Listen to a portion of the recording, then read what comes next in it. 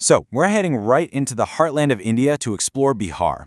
Now, this is a land of ancient empires, sacred rivers, and a cultural legacy that's, shaped the subcontinent for thousands of years. We're going to uncover the story that's literally written in its very soil. So if you look at a map, Bihar seems pretty straightforward, right? It's almost a perfect rectangle, kind of tucked between Nepal and other Indian states. But inside that simple shape, it's a whole different story. It's this complex mosaic of districts, and the one thing that defines them all is one of the world's mightiest rivers. So that's the big question, isn't it? What is the story of this land? Okay, here's our game plan for this journey.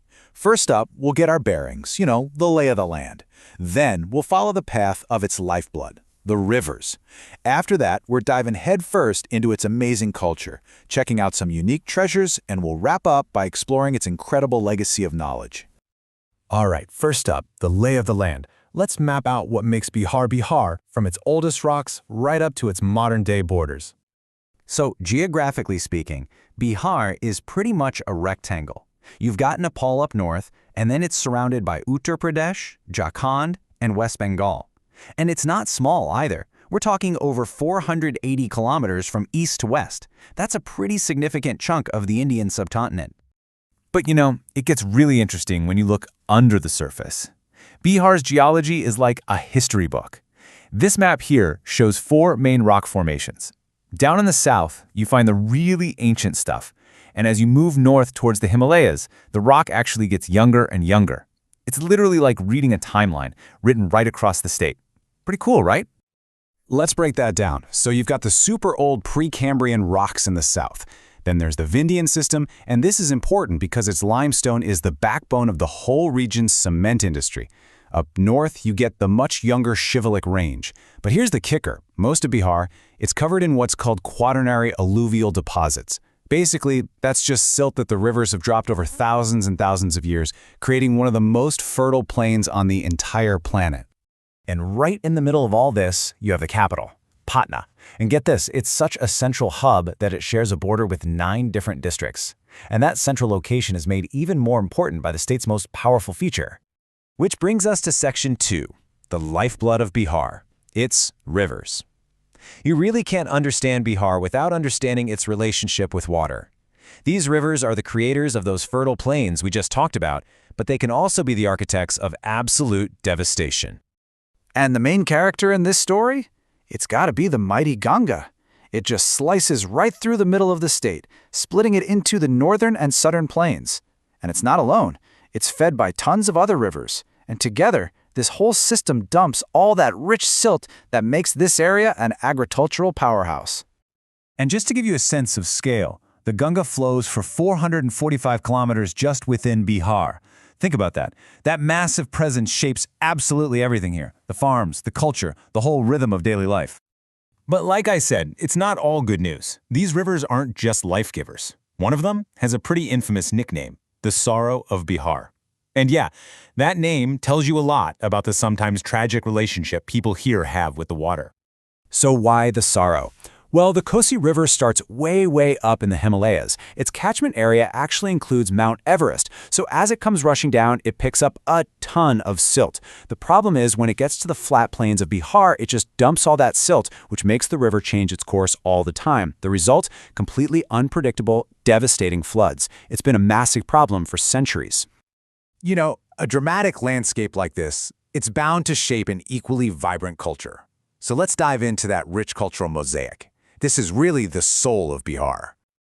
Okay, one of the absolute cornerstones of the culture here is Chhath Puja.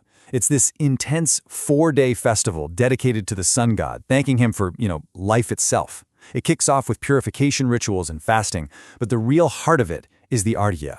This is when you see devotees standing in the rivers, offering prayers, first to the setting sun, and then they're back the next morning to greet the rising sun.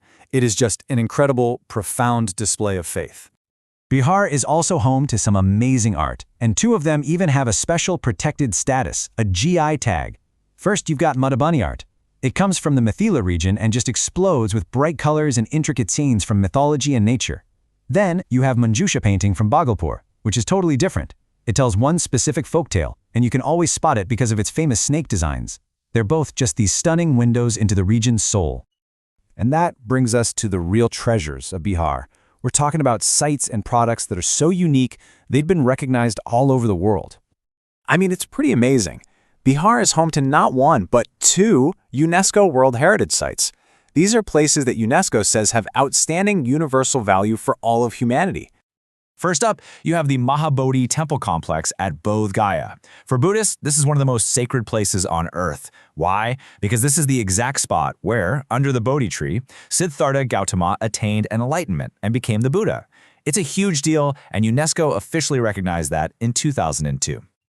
The second site is the ruins of Nalanda. Now, don't just think monastery. This place was one of the world's first great universities. Seriously. Founded way back in the 5th century, it was this shining beacon of knowledge that attracted scholars from all over Asia. It was a center of learning for over 700 years. Just incredible. And of course, it became a World Heritage Site in 2016. And the story of Nalanda, wow, it's all about resilience. After thriving for 7 centuries, it was tragically destroyed in the 12th century. But you know, an idea that powerful, it doesn't just die. And in 2014, in an amazing comeback, Nalanda University was re-established, a modern university rising right from the ashes of its incredible past. The treasures of Bihar aren't just ancient sites. They're also things you can taste and touch, protected by that GI tag. We already talked about the Madhubani art, but there's also the fragrant Katarni rice, the super famous and pungent Magahi betel leaf, and this sweet, flaky dessert called Silau Kaja. These are flavors and crafts you literally can't find anywhere else on Earth. And that powerful story of Nalanda's revival really brings us to our final stop on this tour, Bihar's enduring legacy as a center of knowledge and what it's given to the world of ideas.